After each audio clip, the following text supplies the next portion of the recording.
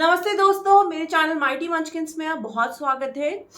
आज का वीडियो एक बहुत ही इंपॉर्टेंट टॉपिक पे है कि बच्चे को सॉलिड्स कब और कैसे शुरू करना चाहिए। बहुत सारी माएँ इस चीज़ को लेके बहुत ही कंफ्यूज होती है। मैं भी इस दौर से गुजर चुकी हूँ कि मुझे समझ में नहीं आ रहा था कि बच्चे को कब खिलाना है, क्या खिलाना है, किस तरीके से खिलाना है। और आजकल जो ये इंटरनेट पे, इंस्टाग्राम पे, यूट्यूब पे हर जगह आप देख रहे हैं ट्रेडिशनल वीनिंग और बेबी लेड वीनिंग, तो मैं बहुत ही ज़्यादा कंफ्यूज हो गई थी। तो इस चलते मैंने बहुत सारा रिसर्च किया, अपने डॉक्टरों से भी बात की, बहुत सारे मॉम ब्लॉगर से भी डिस्कशन किया एंड उसके बाद जाके मैंने कुछ कंक्लूजन्स पे आई हूँ। तो आज मैं आपको 10 इम्पॉर्टेंट टिप्स दूंगी कि आपको कब और कैसे सॉलिड्स शुरू करना चाहिए एक बेबी के लिए। तो बिना किसी देरी के शुरू करते हैं अपने 10 इम्पॉर्टेंट पॉइंट्स पे। तो दोस्तों, सबसे पहला और मोस्ट इम्पॉर्टेंट पॉइंट है कि कब शुरू करना चाहिए। तो दोस्तों, बिल्कुल भी जल्दबाजी नहीं करनी चाहिए। जब आपका बच्चा डेवलपमेंटली रेडी हो सॉलिड्स के लिए, तभी आपको सॉलिड्स शुरू करनी है। तो कब आपका बच्चा डेवलपमेंटली रेडी होता है? तो मोस्ट केसेस में बच्चा 6 महीने पे रेडी होता है, जब उसका एक अच्छा नेक कंट्रोल आ गया है, जब वो एटलीस्ट ट्राइपॉड पोजीशन में या किसी चेयर पे सहारे से, जैसे कि हाई चेयर पे या तकिए के सहारे से बैठने लग गया हो। दूसरा, वो खाने में इंटरेस्ट दिखाने लग गया हो। तीसरा, जो उसका जो टंग थ्रस्ट होता है, जैसे आपने देखा होगा कि आपका बच्चा ऐसे ऐसे करते रहता है, तो वो जब ये करना बंद कर दे और जब आप खा रहे हो तो आपके खाने की तरफ वो अट्रैक्ट हो रहा है, आ रहा है, तब आपको खाना शुरू करना है, उसे खाना देना शुरू करना है। और प्लीज़ ये ध्यान रखिएगा कि जो शुरू के 6 महीने होते हैं उसमें ब्रेस्ट फीडिंग बहुत ही इंपॉर्टेंट होती है, बिकॉज जो 6 महीने होता है वो एक बच्चे की नींव बन रही होती है। तो उसमें ब्रेस्ट मिल्क है जो उसको एंटीबॉडीज देता है। तो आप प्लीज़ बिल्कुल भी जल्दबाजी मत करिए और एटलीस्ट वेट करिए 6 महीने का। और जो मैंने आपको साइंस बताया कि बच्चा कैसे डेवलपमेंटली रेडी होता है, अगर आपको लगता है कि अगर आपका बच्चा 6 महीने के पहले ही, मान लीजिए 5 महीने पे या 5.5 महीने पे रेडी हो गया, तो प्लीज़ अपने डॉक्टर से डिस्कस करिए और अगर वो अनुमति देते हैं तो प्लीज़ आप पहले भी शुरू कर सकते हैं। तो ये था पहला पॉइंट कि कब शुरू करना है। अब दूसरा इंपॉर्टेंट पॉइंट है कि it is a complementary feeding and not a weaning feeding, जो सब बोलते हैं। शुरू का जो 1 साल होता है, प्लीज ध्यान में रखिए कि ब्रेस्ट मिल्क या फॉर्मूला मिल्क ही मेन आहार होगा बच्चे का। जो आप ये खाना शुरू कर रहे हैं उसे देना, ये सिर्फ इसलिए है कि बच्चे को आदत पड़े खाने की, उसे कि ये रियलाइज हो कि दूध के अलावा भी कोई चीज़ होती है जिससे उसका पेट भरता है।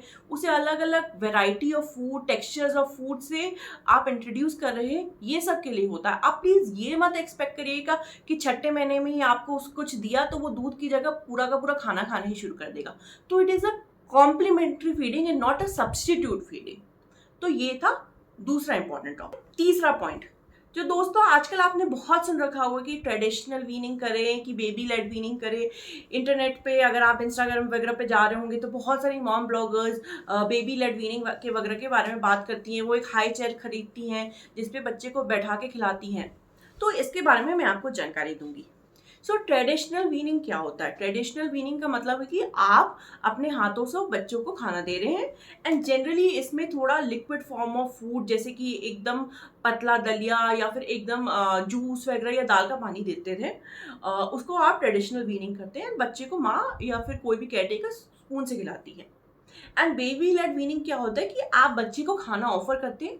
जनरली फिंगर फूड कहते हैं उसको, कि आपने मान लीजिए कैरेट है, आप आई बटन में देख सकते हैं हाउ टू स्टीम कैरेट्स, जो मेरा वीडियो है वो आ रहा है।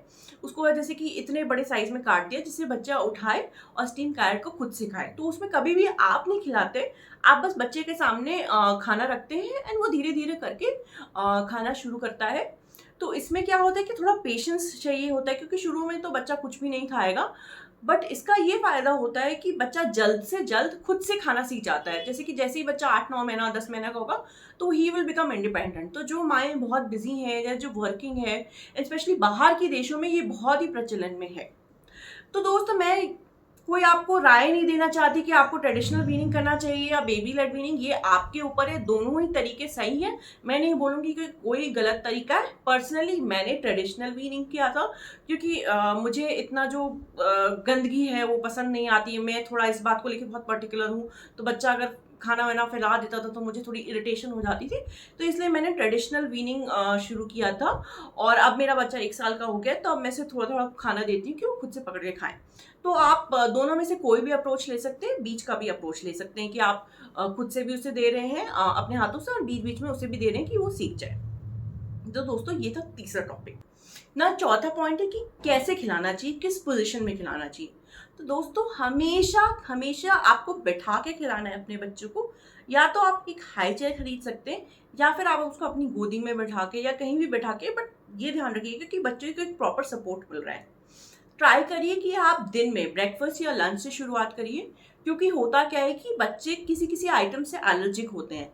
तो अगर आप दिन में देंगे तो वो एलर्जी पकड़ा जाएगी और आपके पास मौका होगा कि आप डॉक्टर को दिखा सकते हैं वो एलर्जी ठीक करने के लिए। और ये भी ध्यान रखिएगा कि because he is new to this concept of feeding, तो बच्चे को जब वो अच्छे मूड में हो तब खिलाइए। एंड जनरली दूध देने के 1 घंटे बाद आप उसको पहला फूड खिला सकते हैं ना। 5वां टॉपिक है कि 5वां पॉइंट जो है कि क्या खिलाएं। तो दोस्तों अगर आप मेरे इंस्टाग्राम पेज पे जाएंगे तो आपको ये पूरी लिस्ट मिलेगी, 50 foods that you can offer to your baby. तो शुरू के महीने में जनरली कहते हैं कि आपको एक मील से शुरू करना चाहिए। तो आप ब्रेकफास्ट से शुरू कर सकते हैं, फिर 2-3 हफ्ते बाद ब्रेकफास्ट प्लस लंच करिए, फिर उसके 2-3 हफ्ते बाद तीसरा मील इंट्रोड्यूस करिए। उसके बाद आप ऐसे प्लान करिए कि जब आपका बच्चा 8-9 महीने पे हो तो वो दिन के 4 मील पे हो। शुरू में जनरली आपको वेजिटेबल्स से शुरू करना चाहिए, उसके बाद second week porridges and third week fruits. Fruits आपको शुरू में इसलिए नहीं देना चाहिए बिकॉज कहते हैं कि फ्रूट्स खाने से बच्चे को थोड़ा शुगर अटैचमेंट हो जाएगा, तो बेसिकली वो स्वीट फूड ही प्रेफर करेगा। एंड बिकॉज अच्छा रहेगा कि अगर आपका बच्चा सब टाइप का फूड खाए, तो इसलिए बेटर होगा कि शुरू में आप उसको पॉरेज या फिर वेजिटेबल से शुरू करें। 6th पॉइंट इज कि खाने की कंसिस्टेंसी कैसी होनी चाहिए। तो ट्रेडिशनली आपने देखा होगा कि हमेशा लिक्विडी फॉर्म में, जैसे दाल का पानी हो गया, सूप हो गया, जूस हो गया, ये सब चीज़ें हमारे फैमिली मेम्बर्स रिकमेंड करते हैं। बट दोस्तों ये बहुत ही गलत चीज़ है। इसमें ना तो बच्चे को फाइबर मिलता है बल्कि और ना ही कोई न्यूट्रिएंट्स मिलते हैं। एंड इससे क्या होता है कि बच्चे का पेट भी जो है लिक्विड से भर जाता है, तो जो वो इंपॉर्टेंट उसके लिए ब्रेस्ट मिल्क या फॉर्मूला मिल्क वो भी नहीं पीता है, एंड ना ही उसको कोई न्यूट्रिएंट्स जा रहे होते। तो प्लीज़ इंश्योर कि आप सेमी सॉलिड टाइप का टेक्सचर उसे दे रहे हैं। फॉर एग्जाम्पल अगर आप एप्पल दे रहे हैं तो उसे स्टीम करके हाथों से मैश करके दीजिए, या फिर आप स्टीम्ड कैरेट दे सकते हैं या पॉरेज दे सकते हैं। तो मैंने कभी भी बॉईल करके नहीं दिया है खाने अपने बच्चे को, क्योंकि बस होता क्या है कि बॉईल करने से उसके सारे न्यूट्रिएंट्स चल जाते हैं। तो हमेशा मैं एक स्टीमर यूज़ करती हूँ और हमेशा सेमी सॉलिड फूड दिया जो कि आप अपने हाथों से थोड़ा स्क्विश कर सकते हैं, वैसा फूड मैं देती हूँ। नाउ 7th पॉइंट कि क्या नहीं खिलाना है। तो जो नहीं खिलाना है वो है सॉल्ट, शुगर, हनी और काऊ का मिल्क। ये 4 चीज़ें आपको पहले साल में उसे नहीं खिलानी है। इनका कारण क्या होता है कि शुगर से बच्चे को स्वीट प्रेफरेंस हो जाता है, सॉल्ट से बच्चे को के किडनीज पे इफेक्ट आ जाता है, हनी से एक बहुत जानलेवा बीमारी होती है बॉटलिज्म, वो हो जाता है, एंड काऊ का दूध बच्चे का जो डाइजेस्टिव सिस्टम है इतना मैच्योर नहीं होता कि वो पहले साल में गाय के दूध को पचा सके। तो ये 4 चीज़ें आपको पहले साल में नहीं देनी। अब आते हैं 8वें पॉइंट पे कि आयरन। कहते हैं कि ब्रेस्ट मिल्क में थोड़ा आयरन की मात्रा है जो कम होती है, इसलिए आप ट्राई करिए कि आप आयरन रिच फूड दें, जैसे कि टमाटर हो गया, बीट रूट हो गया या पालक हो गया। इस टाइप की चीज़ें अगर आप देंगे तो ये बच्चे के लिए बहुत ही अच्छा होगा। 9th पॉइंट इज कि try to make the food flavourful.